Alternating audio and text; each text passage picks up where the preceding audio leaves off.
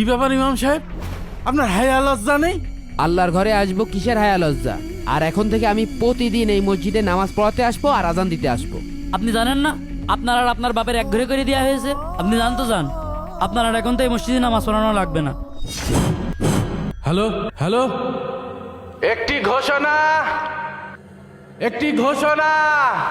আমাদের মসজিদের ইমাম সাহেব আর ওর আব্বা আমরা গ্রামবাসীর পক্ষ থেকে এক ঘরে করে দিলাম। হ্যাঁ ভাই ভাই, ওই কথাটা কন, ওদের সাথে যেন কেউ কথা না কয়।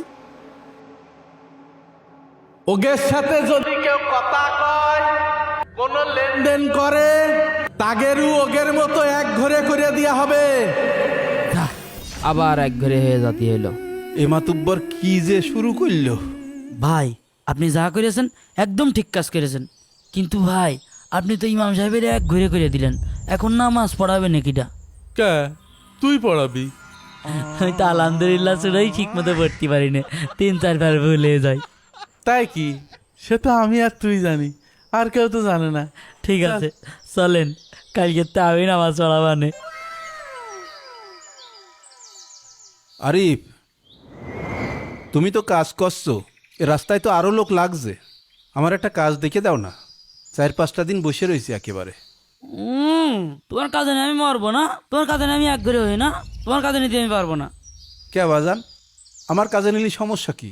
তুই তো লোক দিয়ে কাজ করাচ্ছিস, আমি একটু কাজ করলাম। গ্রামের লোক তোমার আর তোমার ছেলের এক ঘরে করে দিয়েছে, তোমার কাজে নিয়ে আমি মরবো নাকি? গ্রামের লোক আমার দেখলে আমারও এক ঘরে করে দেবে না। তুমি যাও যাও যাও। কেউ কাজে না নিলি কি করে চলবো?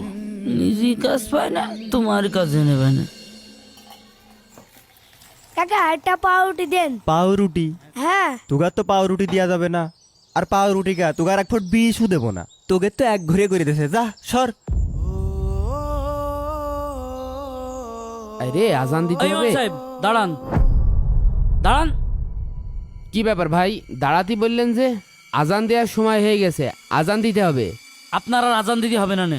আপনি জানেন না আপনার আর আপনার বাপের এক ঘরে করে দেওয়া হয়েছে? গ্রামের মাতব্বরের সাথে আমার আব্বাস ঝামেলা আছে, সেটা তাগের ব্যাপার।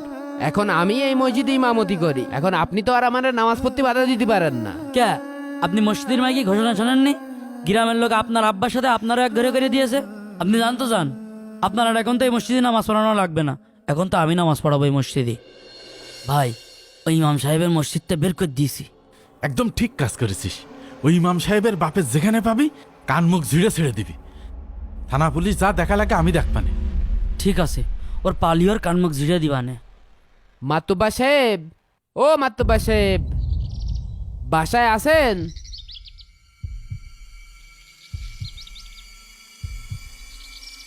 কি ব্যাপার ইমাম সাহেব, আপনি আমার বাসায়? মাতব্বা সাহেব, আমি খুব সমস্যার ভিতরে আছি। আমার ছেলেটা দোকানে গিয়েছে পাউরুটি কিনতে, দোকানদার পাউরুটি দিইনি। তা আমার আব্বা জোনে গেছে, ওরা আমার আব্বা জোনেও নিইনি। আমি মসজিদে নামাজ পড়াতে গিয়েছি, আমার মসজিদে ঢুকতে দিইনি। তা আমি কি করব? আমি করছিলাম যে আমার আব্বার সাথে আপনার সমস্যা, আমার তো আর কোনো ঝামেলা নেই। আমি মসজিদে নামাজ পড়াতে পারবো না কেন? আমার বাপ দাদার আমল থেকে আমার পর্যন্ত 40 বছর এই নিয়ম চলে আসছে। মাতব্বরের কথা না শুনলি তারা এক ঘরে করে দেওয়া হয়। আমি এখন কিছু করতে পারবো না, যাও। গ্রামবাসী আর মাতব্বার সবাই আমার বিপক্ষে চলে গেছে, এখন কি করব? কি ব্যাপার ইমাম সাহেব, আপনার এত করে কলাম, আপনি মসজিদে আসবেন না? আপনার হায়া লজ্জা নেই?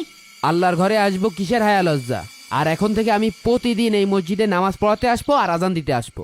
ভাই ওর কত বড় সাহস, ওর আব্বাও আপনার সাথে বিয়ে তুমি করেছে, ও আপনার সাথে বিয়ে তুমি করলো? হ্যাঁ দেখেন ইমাম সাহেব, একদম বাড়াবাড়ি করবেন না। বাড়াবাড়ি করলি হাত পা ঠ্যাং ভেঙে হেলে দিবানে। কার হাতটা ভাঙবেন? আপনারা কি দেশের আইন আদালত কিনে নিয়েছেন নাকি? স্যার, স্যার, এই যে এই লোকটা গত 1 মাস ধরে আমাকে এই মসজিদে নামাজ পড়তে দিচ্ছে না। আমার আব্বা কোথাও কাজে গেলে কাজে নেয় না, এই সমাজ থেকে আমাকে এক ঘরে করে রেখে। স্যার, মসজিদ কি আপনার বাপদাদার সম্পত্তি নাকি যে আপনি ইমাম সাহেবকে নামাজ পড়তে দেবেন না? আপনার সাথে ইমাম সাহেবের বাবার যদি কোনো জমি জমা সংক্রান্ত ঝামেলা থাকে, সেই বিচার আদালতে হবে, কিন্তু আপনি তাকে এক ঘরে করে দিচ্ছেন কেন? আর আপনি তো মানবাধিকার লঙ্ঘন করেছেন। আপনার নামে তো কেস। বাবা রে, আমি আগে বলাই। পুলিশ